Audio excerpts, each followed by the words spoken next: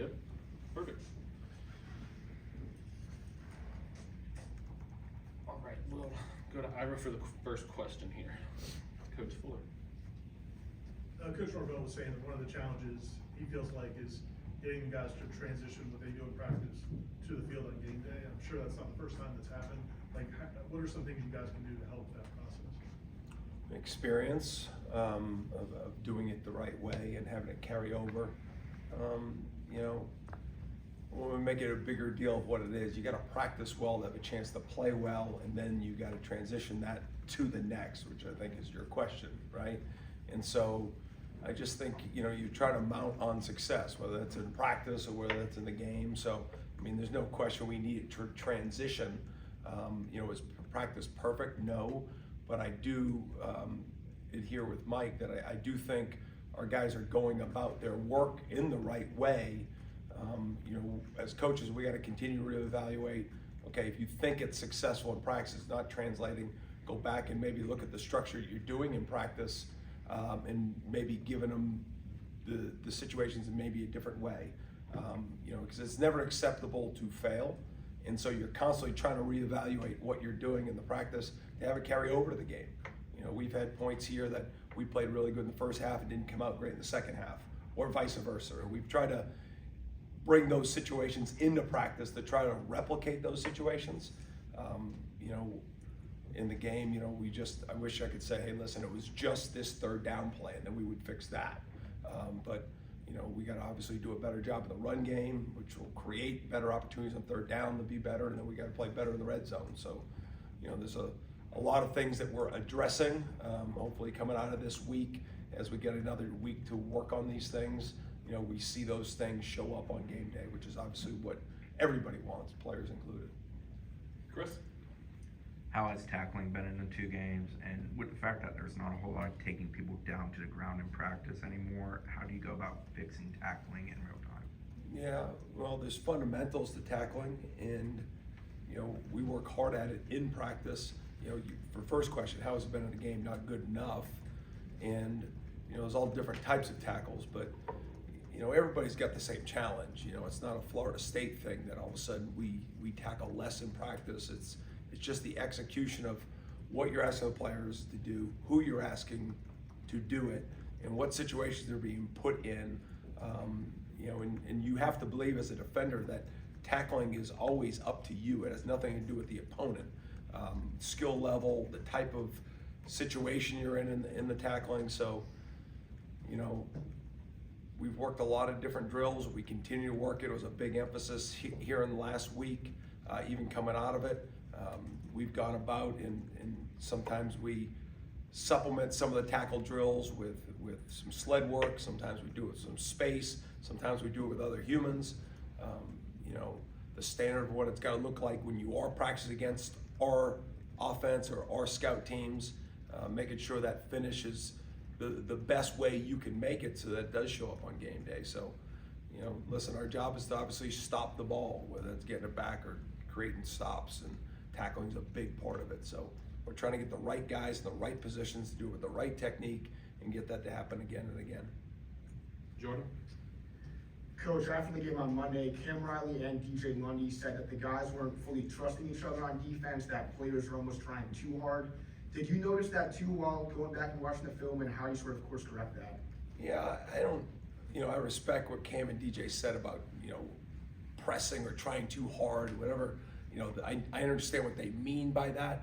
I don't think that's real from a standpoint, but I do think it's real of just when you're playing football and you know you've worked it all week and okay, this is how it's going to play, and then maybe it doesn't get done really clean. So the next time it happens, all right, I got to make sure I do this and then react to this, and that's when things start to break down.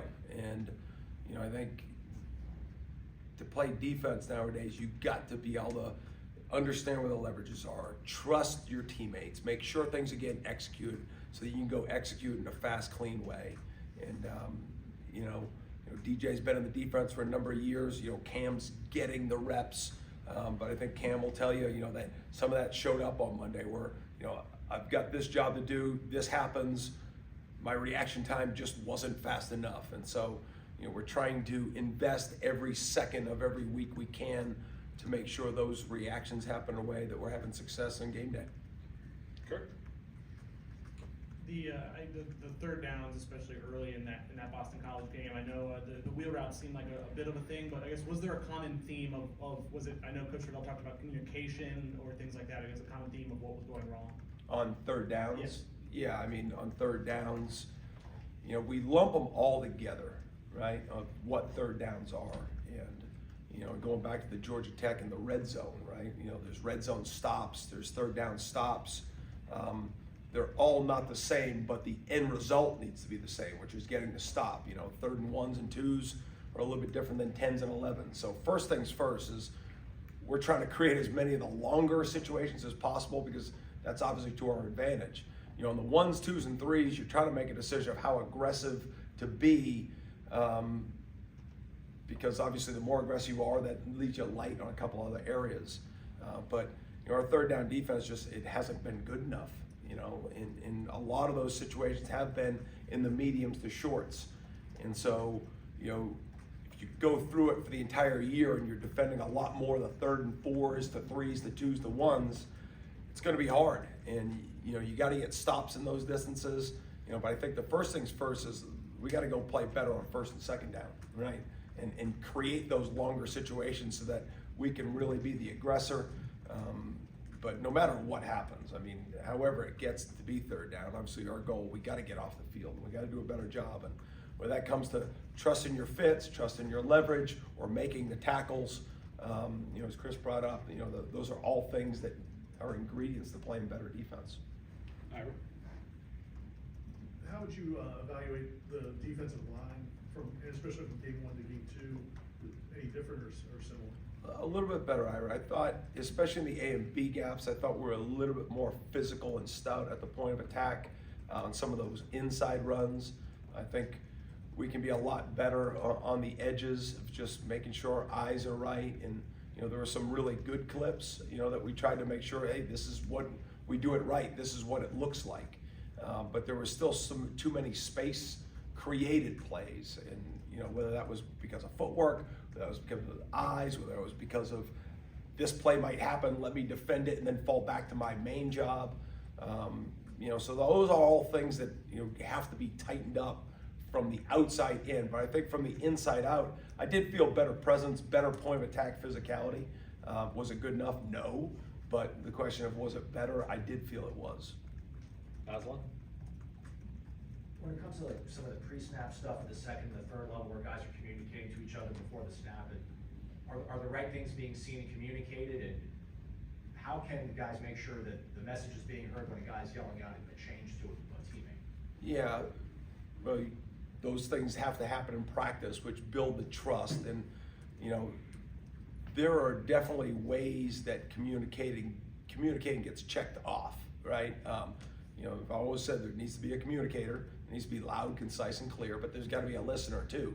And there's got to be confirmation of those listeners so everybody understands, okay, we are on the same page. Because it's not like grammar where there's a comma, then a period, then a question, then it doesn't happen that way. Sometimes things happen quickly, sometimes they happen more deliberately. And those are all based off the offense's tempo or how quickly the motions happen or the shifts happen. You know, but those are things that we practice constantly, and you're never gonna be exactly clean for the rest of the year at any point in practice, right? It takes consecutive communications, and each day there needs to be a standard because it does carry over, but you can't take anything for granted within that. Whether that comes to defending the wheel route or it becomes to leveraging the run, you know, tackling is tackling, but you know, I do think, you know, we are getting better at it. You know, we are playing some players, and you know, the reason we're playing a good amount of players is because we're trying to get better. You know, we're trying to find the real right combination of guys and making sure we have the right guys playing with each other. And I wish I had it, hey, this is exactly how it's going to be for the rest of the year, but it's not that way yet. And so, you know, the communication allows you to play faster and allows you to trust each other. And, you know, those are something that, you know, are fully emphasize, but I gotta continue to find ways to maybe emphasize it in different ways, and that's the job of mine. Jordan? Coach, following up on the defensive line, all the starters have played well over 50% of the snaps through 2 games so far. Has that mostly been because of the way the games have played out, or do you expect them to play that much, throughout the season? Well, for sure the first game, because of the low snap count.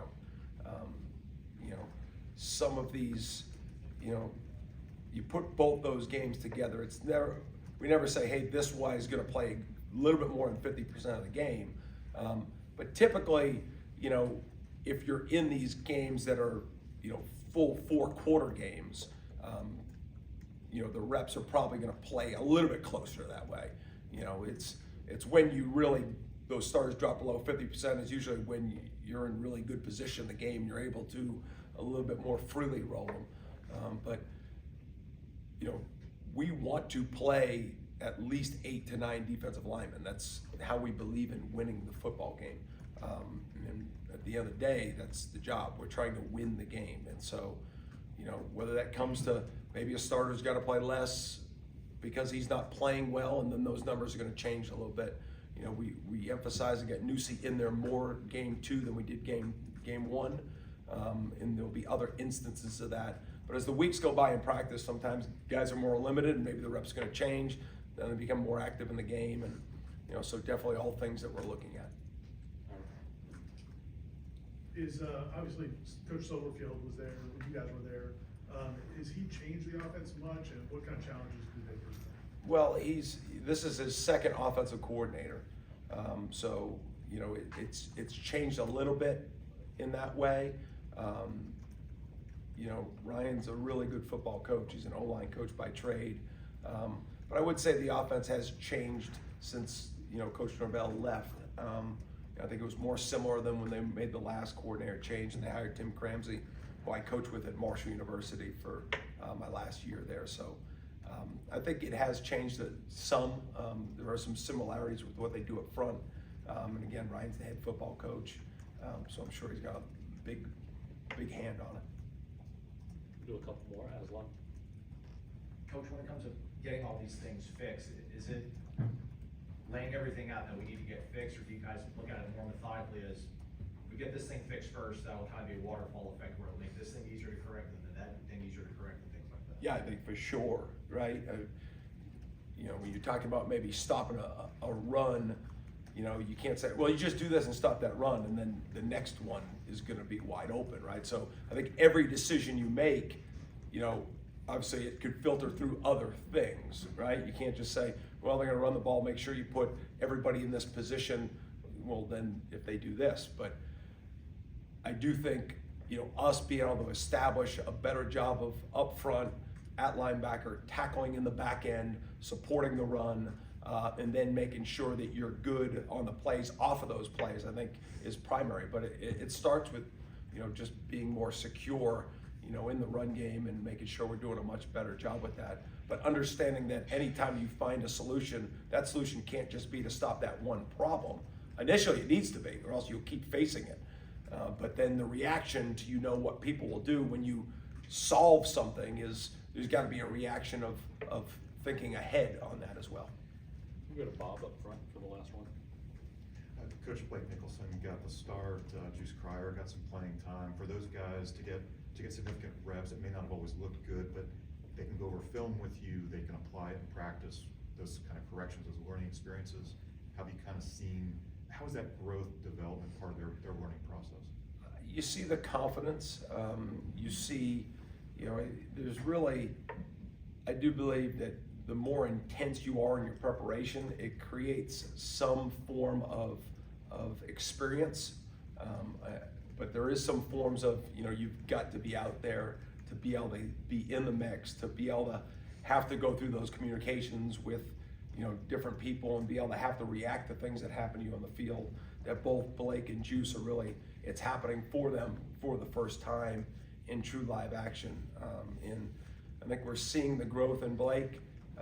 Want to continue to see that, and then with Juice, obviously game 1 didn't see much action. Game 2 saw a lot more, and he's earned the right to get those opportunities because I do believe he loves this team. He loves football. And I do believe that he gets a lot better every time we put him out there. Okay, thanks, guys. Thanks.